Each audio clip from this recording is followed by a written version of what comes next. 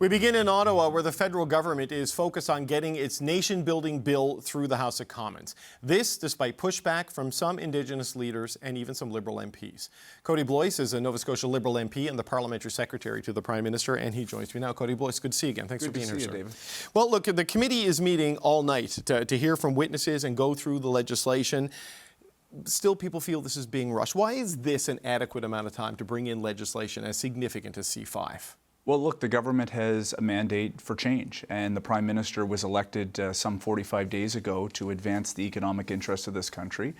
We're in a very perilous time. We're sitting here in a very nice studio in Ottawa. David, it can feel comfortable, but the economy is under duress from what we're seeing from unjustified and illegal tariffs from the United States, particularly on our steel and aluminum industry.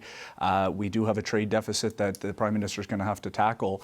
The things that we have taken on as a government in the first 3 or 4 weeks back to Parliament is all centered on driving the Canadian economy, and C5 is part of that, as is some of the affordability measures that we've introduced, along with the 2% defence target. So this is what we ran on. This is what we were just elected to do, which is build big projects in this country. But what I want to address, and we'll have the opportunity here today, is what this bill is and what it isn't. This bill is about enhancing economic opportunity in this country for all Canadians, including Indigenous Canadians. Look, and the goal, the stated intention of this legislation as an objective of this government was very clear throughout the election campaign in the days since. But it's the fine print of legislation that people want extra time to look at, right? Like even Nate Erskine-Smith, who is in your caucus, saying that we should take a little bit more time to make sure we get it right. Why are we shutting the debate down and curtailing committee scrutiny? I mean, this is coming from inside the House here. Nate's one member. He is always entitled to his voice. He's always been very vocal in the House of Commons. But at the same time, there are many proponents and many members of Parliament that are saying we have to be able to advance projects that matter to this national interest. There are Indigenous communities in this country that want to be a part of big projects. This Prime Minister has made very clear, because again, this conversation is being framed in a way somehow that it's against the economic interests of this Indigenous communities in this country. The Prime Minister has been very clear. It's going to have to be partnership with Indigenous communities. There is, look, I have the legislation right here. It's 18 pages. It's not a very complicated bill, David, really between two things. One, about removing federal barriers to interprovincial trade. This is something we've talked about at a great length. That's not controversial at all, that part. Second piece is around really trying to find ways to take the multitude of federal regulations. There is the Department of Fisheries. There is the Department of Transport. There might be the Department of Environment. And streamlining that to one federal decision. It's not about making shortcuts. It's about taking many concurrent processes and driving it into one process. Nothing in this Act takes away from Section 35 rights. Nothing in this Act takes away from the Indigenous participation in major projects. Right. And one of the 5 principles, David, in the legislation is that it has to support Indigenous communities and nations in this country. Right. And look, I know there is language in there that says they must consult and there's no wiggle room in that. But, here we are in the middle of June. What nation-building project doesn't go ahead if you take until the end of June to pass this legislation and give parliamentarians an extra week and a little bit more committee time and maybe erase some of the skepticism and reduce some of the doubt that exists even with people who support your government and broadly support the intentions of this legislation? Well, you just referenced Minister LeBlanc. I think it was Chris Fox before the committee right now as we're speaking. The work is undertaken by parliamentarians. It's 18 pages long, David. Yeah. So this is not a 300-page bill. It's 18 pages. It creates a framework. Nothing in C5 takes away Indigenous rights, takes away the desire for the government to make sure that we are advancing on issues around climate and environment. It sets forward a framework for a conversation. We have no time to waste. We were just elected for change in this country. I can go back to where I just started this conversation. Go talk to a steel worker in Hamilton right now. Talk about steel workers, people who are being impacted by U.S. tariffs. The Prime Minister was very clear throughout the entire campaign. Canada can give itself more internally than anyone can take away from us. This legislation is about doing just this. It's about creating a framework so the government can get down to having these conversations with Indigenous communities to say, here is a proponent that is maybe interested. Let's talk about if this is something that you want to be involved in from an equity perspective. Let's talk about if this is something you would like to see happen in your territory so that we can get these projects approved, and move forward to drive the national economy. Look, I appreciate the bill is not that long, only 18 pages, but a bill doesn't have to be long to be significant in its consequence, right? And it is moving fast, but not rushing. That is the challenge on doing things like this. And there are like well-intentioned people suggesting that maybe you're going a little bit too fast. I mean, the election was only April 28th. It hasn't been 2 months. Parliament has only just been recalled, and now this legislation that rewrites how major projects get approved while promising to guardrail, Section 35 rights and environmental protection. Normally something like this takes a heck of a lot more time to study and consult, and I appreciate the urgency created by what's coming out of Washington, but unintended consequences are still consequences, right? And people aren't asking for this to stop. They're asking for it to slow down, maybe for a week or two, and take into July if necessary. The Prime Minister has said we'll take as much time as necessary. So the hope and the desire is that every day that passes is one day less that the government is not having a framework that takes the multitude of federal regulatory authorities, particularly on major national projects, and finds a process to be able to sit down with Indigenous communities, to be able to identify as part of the project conditions the elements in which we can make sure we are being mindful of the impact on species, the impact on environment, making sure that Section 35, this is a framework. Nothing in this bill, David, takes away from the existing laws and constitutional requirements in this country, but it sets forward a process for the provinces, for the private sector, and Indigenous communities to get to the table to build the big projects, because we do have to be quicker. We have to be able to find a way to make these projects work without compromising the public policy values that undermine all of the statutes we're talking about. I know the Prime Minister said take as much time as is necessary, but there's a reason the Transport Committee is going clause by clause till midnight tonight. It's to get it done in a short, compressed time frame, and the plan, as it stands right now, is for Parliament to approve this and then rise by the end of this week, is it not? Like, the goal is to get this done by Friday. That's not as much time as the goal is to set forward a framework in legislation that allows us to sit down to be able to identify a few projects. We're not talking about thousands. We're not talking about hundreds even, David. We're talking about perhaps maybe a dozen to 20. I don't want to put an exact number, but that is kind of the parameters of what we're talking about here. Major national projects, some of which, by the way, have been in the hopper for quite some time. But we need to be able to make sure that there's a pathway. I'll give you an example. In some projects that are nation building in this country, you may have multiple approvals and authorizations from certain federal agencies, and others where their process has not even started. How do we find a way to streamline that? That is the goal. Sure. It's not about taking away anything from Indigenous communities. I had in my ear on the way in comments made by Premier Ford. Not my job to weigh in, but there is clear elements of provincial legislation where I don't think there was a thoughtful approach on this. Everything that this government is intending to do is to sit down. Minister Hodgson, if he was sitting in this chair, would tell you that he's been meeting with hundreds of Indigenous leaders about how we make sure we move. Well, look, he sat in this chair a couple of weeks ago, and we did talk about this, but it was kind of before we got to the nitty-gritty analysis of the legislation. But quickly, before I let you go, I do want to play that clip of Doug Ford, because the Premier of Ontario is out today, and he is also pushing the fast-track projects. You have Bill C5, he had Bill 5, he has passed it. I know it's not something you are accountable for, but it is all part of the ongoing national conversation. This is what Doug Ford had to say earlier today. But this is like handing an opportunity on a silver platter to First Nations. There's going to be a point that you can't just keep coming hat in hand all the time to the government. You got to be able to take care of yourselves. And when you literally have gold mines, nickel mines, every type of critical mineral that the world wants, and you're saying, no, I don't want to touch that. By the way, give me money. Not going to happen. Cap in hand, I know this is not the position of the federal government of Canada, but is that a helpful thing to hear from the Premier of Ontario at this moment in time in this debate? I want to be very clear on behalf of the Prime Minister, because you're right, David, I can only speak for our Prime Minister, our government. Our intention is very clear. We want Indigenous communities to be partners as a part of moving forward projects that are of major significant national economic interest that can help support Indigenous communities across the country, that helps support the country, while also making sure that we reconcile this with Canada's clear commitment on climate and environment. Those things can be accomplished, but we do have to find a way to streamline. That's exactly what this bill is about, but it's not about taking shortcuts in terms of partnering, and that's the word I want, because I represent 3 Indigenous communities in Kings Hants, David. Sabaganegedy, Annapolis Valley First Nation, and Glooscap. If not for the government, let me speak to my own constituents that this bill is about enabling legislation to help support the advancement of projects that matter across this country. Okay. Kody Blois, Parliamentary Secretary to the Prime Minister. We appreciate you coming in. Thanks for your time today, sir. Thank you, David.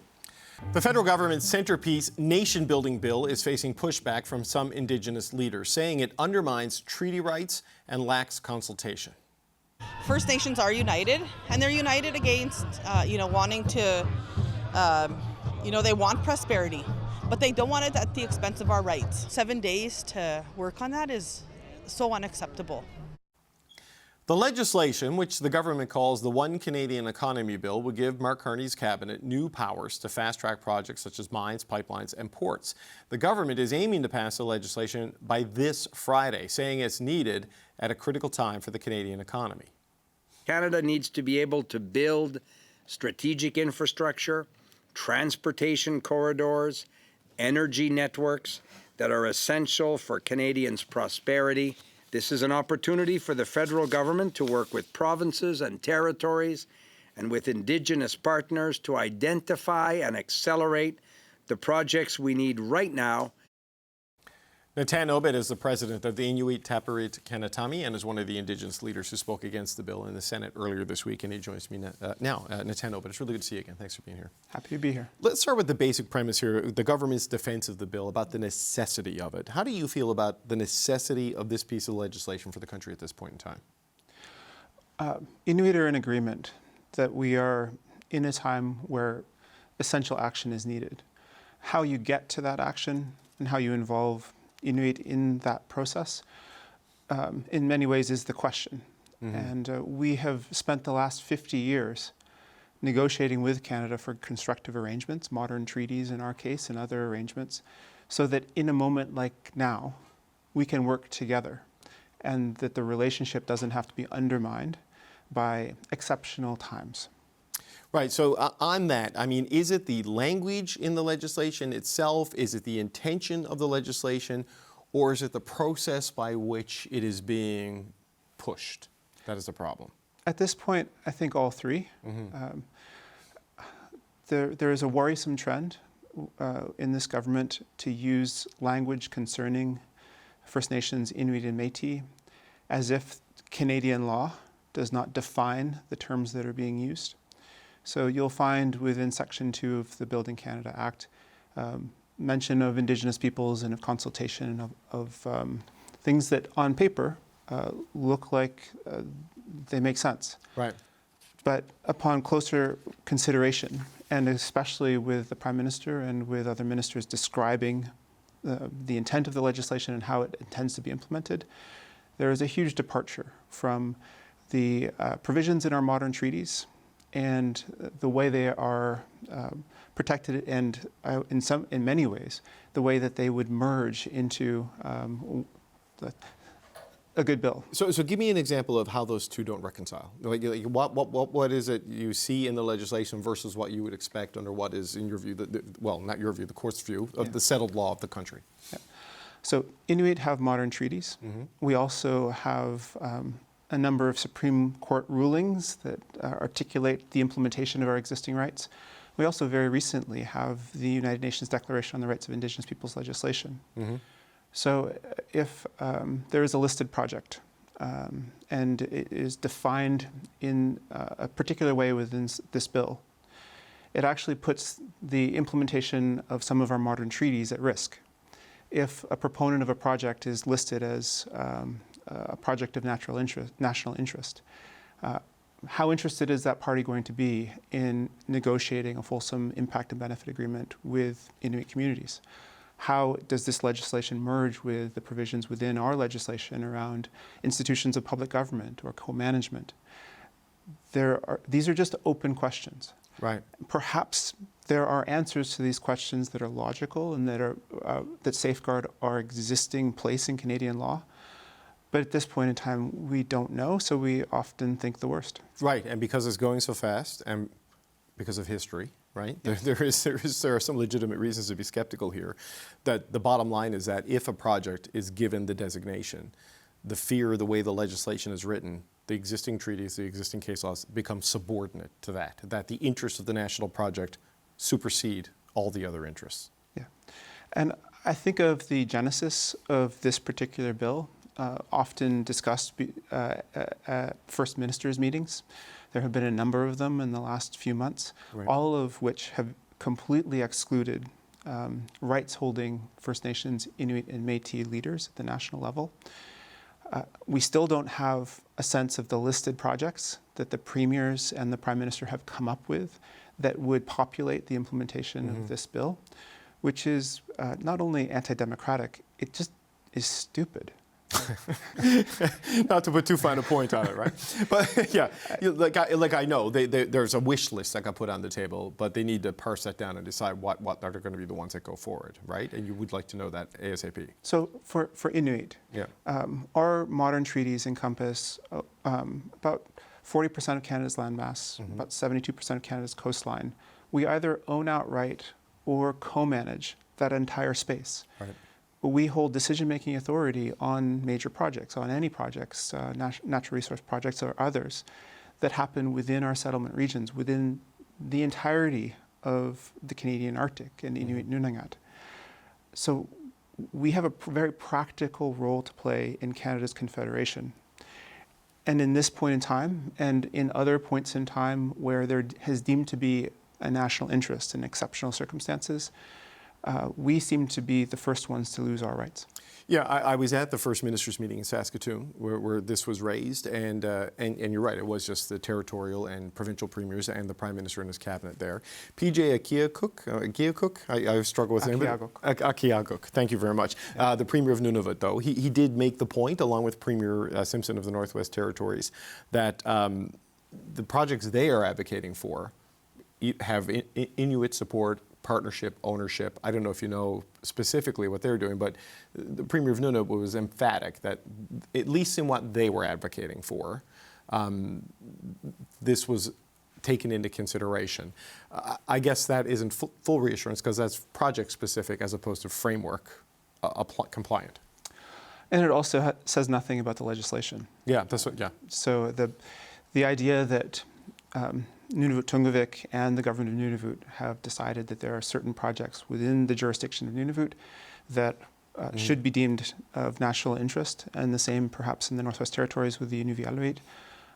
Those are constructive arrangements. Those are excellent. Those are best practices. Right. The process that has been undertaken to try to take advantage of this opportunity is the weakness in this stance. And Nunavut Tungavik has written a letter, as have all the other Inuit regions, to the federal government with expressed amendments and also concerns about C5. Right, a way to bake those best practices into the actual legislation that's being passed. Because as a final point, Natan, Obed, the Crown Indigenous Relations Minister, Rebecca Alty, she testified today at the committee that's looking at this, and she said, "Let me start by being crystal clear. Major projects will only proceed under this Act with meaningful consultations with Indigenous right holders whose rights may be affected."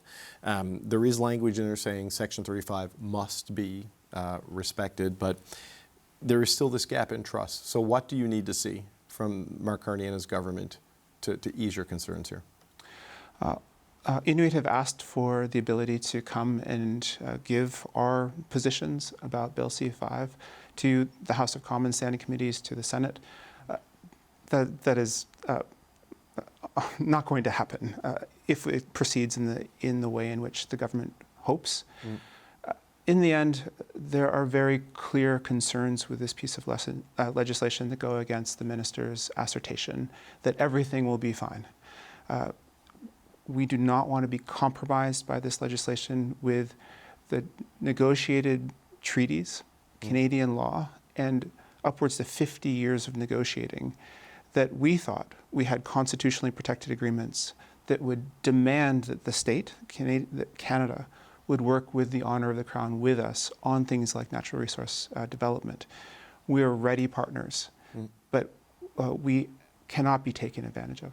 Okay, I just have that. Why appearing at a committee studying legislation seems like the bare minimum to me? You know what I mean? For you, for Chief Woodhouse, for the Métis leadership. I mean, why is that not happening? What was the answer you were given? I haven't been given a clear answer. My understanding from the Prime Minister and his public statements is that this is an urgent moment within the country. I'm not quite sure what level of urgency that we're in.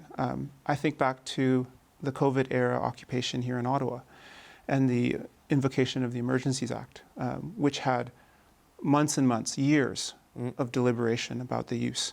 I think back to in the wake of September 11th in 2001 and the overreach in different ways that our society paid for exceptional circumstances. I'm not sure that it has been crystal clear about why this needs to pass within 7 days. Where is this threat that demonstrates that we need to give up our existing rights to meet it? Natan, Obed, it's always good to see you. We always appreciate the time. This is Natan, Obed, the president of the Inuit Tapiriit Kanatami. Thank you, sir. It's good to see you. Great to see you too. So the Conservatives actually voted with the Liberals to speed up the major projects bill, but the other opposition parties are decrying the move, and so is one Liberal MP. We are rushing legislation through Parliament under the auspices of an urgent threat, but we aren't willing to put Parliament to work for what, an additional week to get things right? If passed as it is, Bill C-5 is a dangerous precedent that will enable Conservatives to gut environmental protections when they are in power next. This is abhorrent. This is unprecedented. We need to ensure that governments have proper oversight. I've never seen a bill like this, and I've never seen a process to push it through so quickly. You could call it the big, beautiful bulldozer bill. Okay, we're going to start there at the Power Panel. Supriya Dwivedi was an advisor to former Prime Minister Justin Trudeau. Tim Powers is a former strategist for Conservative parties. Jordan Leichnitz is a former NDP strategist, and Sherelle Evelyn is the managing editor of the Hill Times. Sherelle, my, how this Parliament has changed, since last year. The pushback from inside the Liberal caucus is not, don't do this. It's like, take an extra week, take an extra 2 weeks to make sure we're doing this right. But they seem intent on just, let's go. What kind of a problem could this be, do you think, for the government? Well, they're flirting with that, the maxim of haste makes waste, right? So you do this and everything gets done very quickly because, as the Prime Minister says, keeps saying he has a mandate from the Canadian people to move quickly, to transform things, to get things done, to fight the threat coming from across the border. But by moving that quickly, you open the door for things to get missed.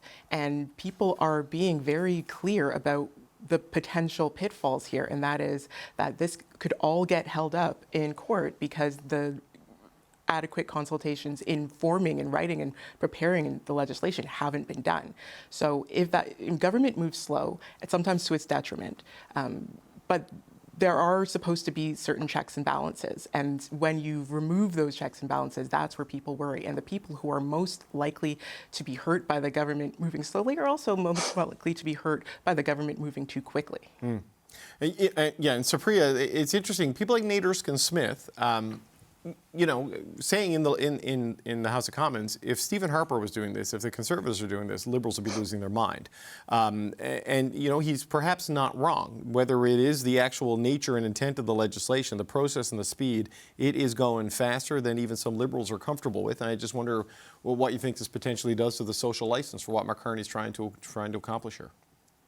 Yeah, it's interesting, right? Because in my circles, I've sort of been really focused on Bill C-2, which is that border bill that allows for all sorts of insane warrantless information to be demanded from places like your bank or your physician for no other reason than to seemingly appease Donald Trump. So the Bill C-5 stuff has flown under the radar for me until pretty recently. But to your point about what would happen if the shoe was on the other foot, or if you allow me to mix my metaphors, if the Conservatives were doing it, essentially, I think you'd have every single Liberal and every single NDP and every single Bloc member kind of in unison decrying that it was, way too power grabby.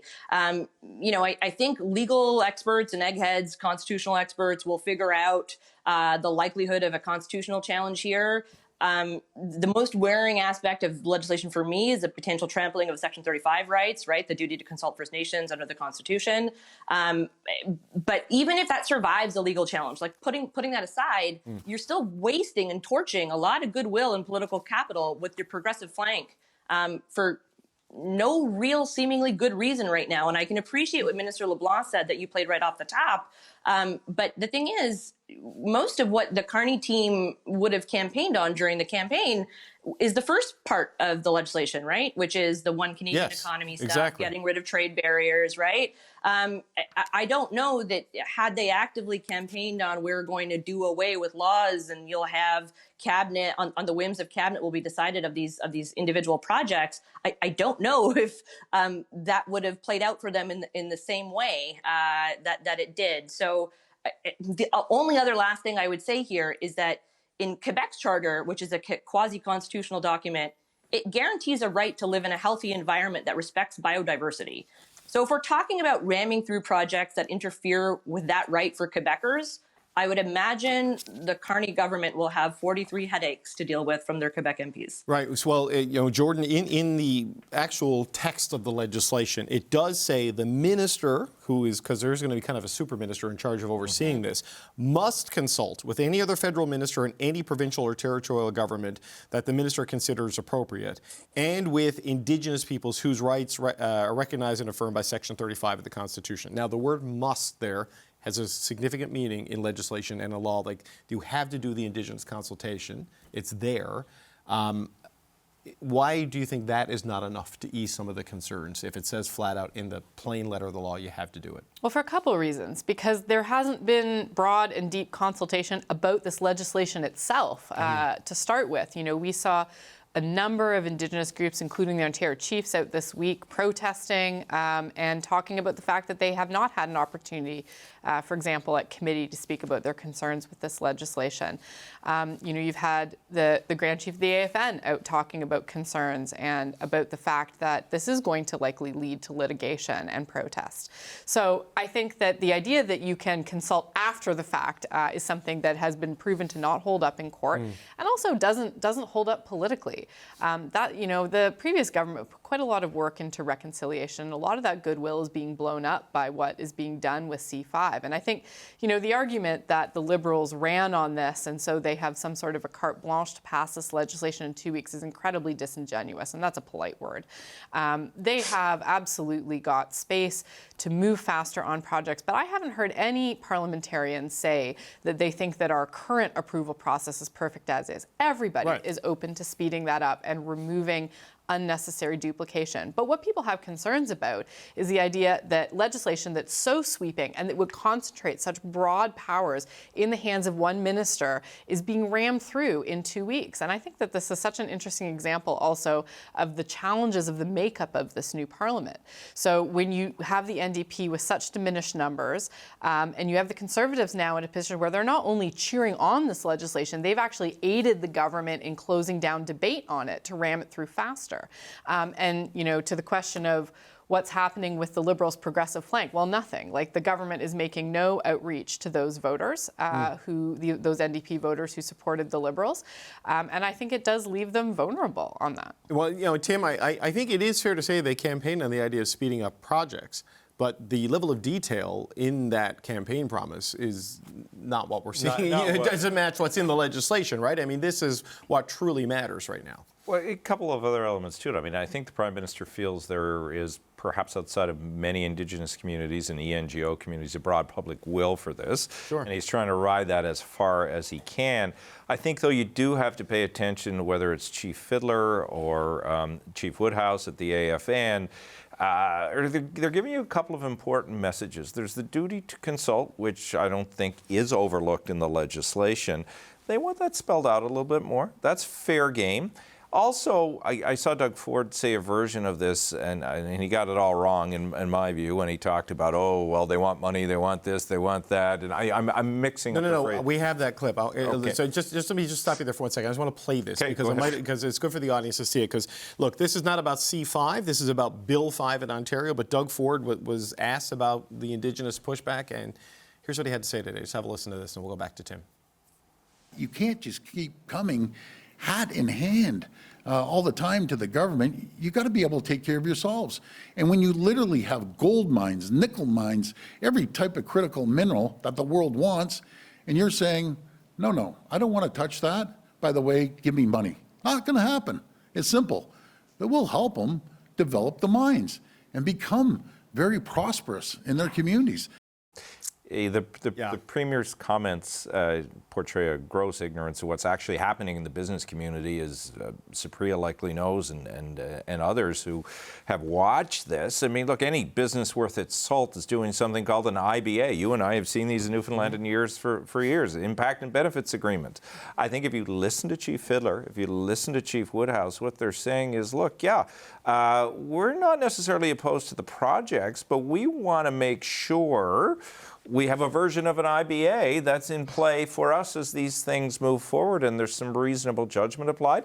I wouldn't be entirely surprised if the government says, all right, another week of study isn't merited, because the last thing this government wants to do, or any Canadian government, is wants to create a summer of discontent that spirals into something more dangerous and deleterious for everybody. Yeah, I mean, Cheryl, look, those comments by Doug Ford, that he is not speaking for the federal government, he's not speaking about C5, but in this climate, that's all going to kind of get bundled together, right? Of the Prime Minister and the Premiers wanting to move fast, and I just don't see how that kind of framing is helpful to anybody. Yeah, because it's not. Yeah. That's kind of gross, but and every time that we come across these projects, and it's happening, it's not just Ontario, it's not just the federal government, it's in British Columbia, with that NDP premier, he was running into some of the same. But David Eby would never say something like that. Oh no, he wouldn't say that. But he also has legislation that people were, very unhappy with. That was done with the same framing of, we need to move these projects, we need to get this done, and it was Indigenous groups, it was business groups as well, saying this is not the right way to go about doing this. And because it's not in the certain things aren't in the letter of the law and they're being left to regulations, that's where people have a lot of concerns. And as Jordan said, the consultation isn't being done beforehand in a comprehensive manner. Chief Woodhouse Nipinak with the AFN, she sent a letter to the Prime Minister, early on saying, hey, by the way, just reaching out to us as the AFN is not consultation. We are not a stand-in for doing a comprehensive consultation. You actually we have to go back to everybody in our group, and you have to do, your work. So what it means to consult, that's not in the legislation. No, look, Natan Obed from the Inuit Tapiriit Kanatami is going to be in the studio in about 10 minutes or so to talk about the concerns the Inuit have about this. But Supriya, I don't know what they're going to do with C5. Like Kody Blois was here off the top of the show, the parliamentary secretary to the Prime Minister. They're intent on going ahead with it. They say they're doing it with good intentions, good faith, and all of the things you would expect them to say. But it's going to move fast, and faster than even some of the people in the caucus are. When you look at the speed they're going, which seems to have been the trigger point for a lot of the anxiety that's out there, given historical context, when you layer what Doug Ford said today on top of the moment, there's potential here for this to go really sideways pretty quickly, it seems. Yeah, I think I had mentioned on this show a few weeks ago when I was on that Liberals federally were going to find themselves in a bit of a weird pretzel twisting situation when they were going to have to defend this bill, but also want to attack Doug Ford for his own bill, when they were essentially, similar in nature of the spirit of the bill going forward. I think that perhaps the most jarring aspect of all of this is the Liberal line of, well, our intentions are good, and I don't impugn those motives. I'm sure they are good. And Prime Minister Carney did in fact campaign on, getting projects out the door faster because of what's happening with the United States. However, to your initial point, off the top, playing that Nate clip, if this were to fall in the hands of a conservative government, what's the point of any environmental laws at all? What's the point of a tanker ban? What's the point of anything if you can have a minister just go, we don't want to follow it anymore? Yeah. Jordan, give you the last word on this and switch to our last topic. Yeah, look, I think there's good reason for this legislation to have a lot more scrutiny. And I think if the government were wise, they would look at splitting the legislation and taking the internal trade barriers piece out, passing that quickly, and sitting into the summer to study the piece of legislation related to major projects. In addition to all the concerns around Indigenous consultation, which are huge and very real, there's also concern about how this is set up. It's placing a lot of power in the hands of one minister. This is an invitation to political interference, governments. This is an invitation to have all sorts of other arbitrary factors come into the decision making that could actually lead to more uncertainty for investment.